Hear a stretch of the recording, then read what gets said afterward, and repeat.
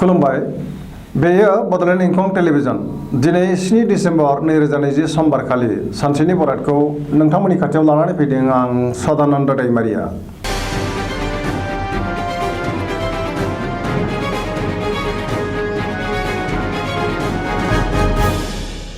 सिगां फरायथिं लादों मेष राशि। दिनैनि साना जोबोर मोजां। मावनो लानाय खामानिखौ मावफुंनो हानानै गोसोखौ जोबोर गोजोननाय मोनगोन। देहाया दिनै मोजाङै थागोन। बहानिफ्रायबा मोजां खौरां फैनो हागौ। रांखावरियाव जोबोर मोजां होनजायो। बेफार फालांगियावबो मोजां मुलाम्फा मोननो हागोन। गोबां धोन मोननायनि सम्भावना दङ। न'खराव अनलायनाय फैगोन। बहाबा थांनांगौब्ला दिनै जोबोर मोजां। गुबुननि गोसोखौ दिनै गोरलैयैनो बोनो हागोन। समाजाव मान मोनगोन। गोसोनि साननायफोरा जाफुंगोन। लाइमोनफ्रा जोबोर रमान्टिक जागोन आरो मोजां खौरां मोननो हागोन।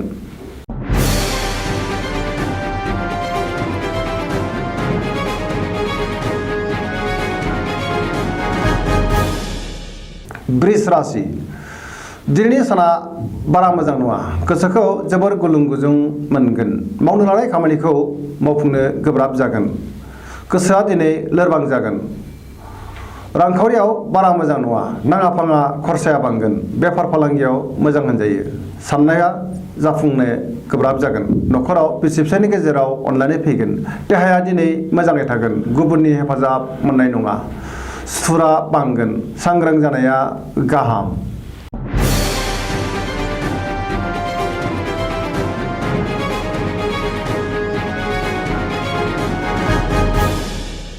मिथुन राशि। दिनैनि साना जोबोर मोजां। गोसोखौ जोबोर गोजोननाय मोनगोन। सिगांनि बबेबा आद्रा खामानिखौ मावफुंनो हागोन। आयआ बांगोन। मोननो गोनां धोनखौ दिनै मोननो हागोन। देहाया दिनै मोजाङै थागोन। रांखावरियाव जोबोर मोजां। बेफार फालांगियाव मोजां मुलाम्फा मोनगोन। न'खराव अनलायनाय फैगोन। गोसोनि साननायफोरा जाफुंगोन। फरायसाफ्रा फरायनायाव गोसो दुंखांगोन। लाइमोनफोरनि गोसोआ दिनै जोबोर रमान्टिक जागोन।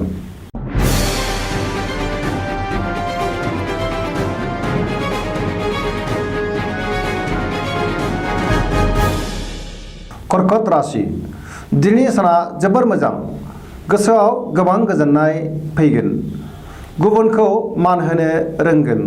सुथुरखौ फेजेननो हागोन। रांखावरियाव जोबोर मोजां। बेफार फालांगियावबो मोजां मुलाम्फा मोननो हागोन। देहाया दिनै मोजाङै थागोन। सोरबा गोजाम लोगोखौ बहाबा लोगो मोननो खाबु मोनगोन। गुबुननि हेफाजाब मोनगोन। न'खराव अनलायनाय फैगोन। सेंग्रा सिख्लाफ्रा गावबा गावनि गोसोनि साननायफोरखौ फोरमायलायनो हागोन आरो गोसोआ दिनै जोबोर रमान्टिक जागोन।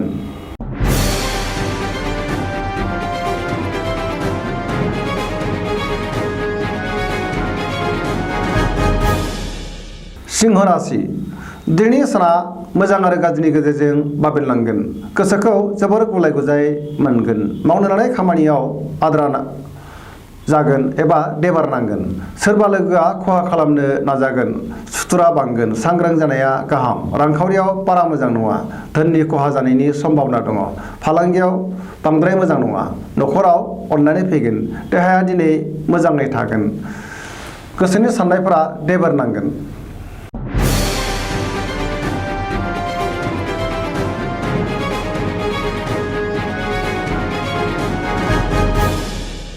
कन्या राशि। दिनैनि साना मोजां आरो गाज्रिनि गेजेरजों बाबेनलांगोन। गोसोआव गुलाय गुजाय साननाय फैगोन। गुबुननि गोसोखौ बोनो हानाय नङा। बहानिफ्रायबा हरखाबै गाज्रि खौरां फैनो हागौ। सांग्रां जानाया गाहाम। रांखावरियाव मोजां। बेफार फालांगियावबो मोजां होनजायो। देहाया दिनै बारा मोजां थानाय नङा। गगा बायदिसिनाजों खस्थ' मोनगोन। सोरबा लोगोआ खहा खालामनो नाजागोन। सांग्रां जानाया गाहाम। लाइमोनफोरनि गोसोआ दिनै जोबोर रमान्टिक जागोन। फरायसाफ्रा फरायनायाव गोसो दुंगोन।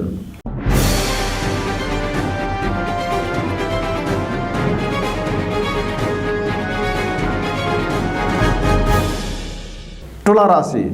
दिनैनि साना मोजां आरो गाज्रिनि गेजेरजों बाबेनलांगोन। गोसोखौ जोबोर गुलाय गुजाय मोनगोन। गोसोनि बोलोआ लोरबां जागोन। गोसोनि साननायफोरा देबार नांगोन। मावनो लानाय खामानिखौ मावफुंनो गोब्राब जागोन।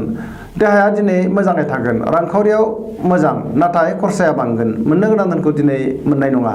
न'खराव बिसि फिसायनि गेजेराव अनलायनाय फैगोन। समाजाव मानहानि जानांनो हागौ। सांग्रां जानाया गाहाम। सोलोनि एबा बुद्धिनि आंखाल जागोन नेगेटिभ एनार्जिनि गोहोम गोग्लैगोन।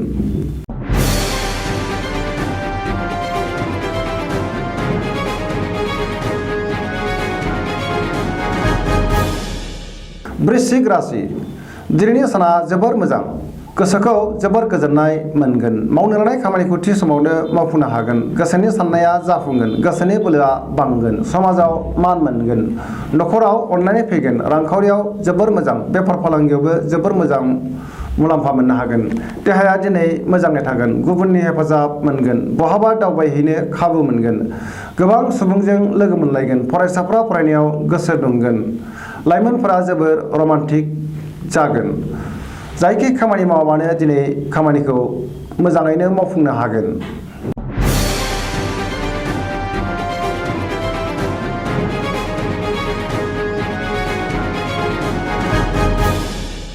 धनु राशि दिनैनि साना जोबोर मोजां बबेबा फोरबोआव बाहागो लानानै गोसोखौ जोबोर गोजोननाय मोनगोन गोसोआव बोलो बांगोन मावनो लानाय खामानिखौ थि समावनो मावफुंनो हागोन गोसोनि साननायफोरा जाफुंगोन रांखावरियाव जोबोर मोजां मोननो गोनां धोनखौ दिनै मोननो हागोन बेफार फालांगियावबो मोजां होनजायो समाजाव गोबां मान मोनगोन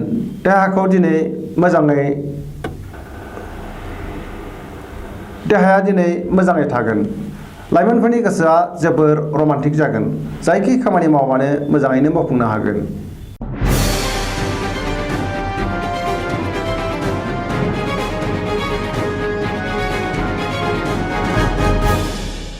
मकर राशि दिनैनि साना बारा मोजां नङा गोसोनि साननाया जाफुंनाय नङा मावनो लानाय खामानिखौ मावफुंनो हानाय नङा गोब्राब जागोन रांखावरियाव मोजां अदेबानि नाङा फाङा खरसायाबो बांगोन बेफार फालांगियाव मोजांद्राय नङा न'खराव अनलायनाय फैगोन देहाया दिनै बारा मोजां थानाय नङा नेगेटिभ एनार्जिनि गोहोम गोग्लैगोन जानाय लोंनायाव सांग्रां जानाया गाहाम।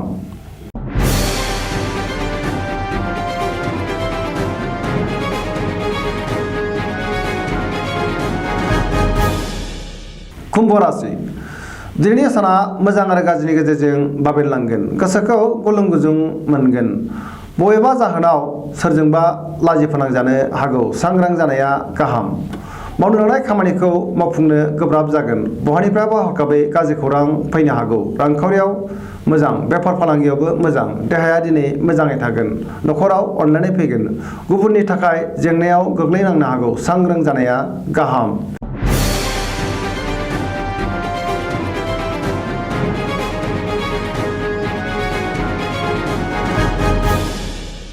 मीन राशि दिनैनि साना मोजां आरो गाज्रिनि गेजेरजों बाबेनलांगोन गोसोआव गोबां गुलाय गुजाय साननाय फैगोन गोसोनि बोलोआ लोरबां जागोन माबा मोनसे गोरोन्थि मावफ्लांनानै गोबां खहा जानांनो हागौ सांग्रां जानाया गाहाम गोसोनि साननायखौ गुबुननो फोरमायोब्ला खहा जागोन देहाया दिनै मोजाङै थानाय नङा लोमजानाय मोनगोन रांखावरियाव मोजां बेफार फालांगियावबो मोजां होनजायो न'खराव अननानै फैगोन गोसोआ दिनै जोबोर रमान्टिक जागोन फरायसाफ्रा फरायनायाव गोसो दुंगोन। दिनैनि राशि फरायथिनाया एसेनोसै जोबनायाव बेखौनो खावलायो जाहाथे नोंथांमोना सानफ्रामबो जोंनि बे बड'लेण्ड इंखं टेलिभिजनखौ नायबाय थायो आरो साबस्क्राइब खालामो एसेनोसै गोजोन्थों।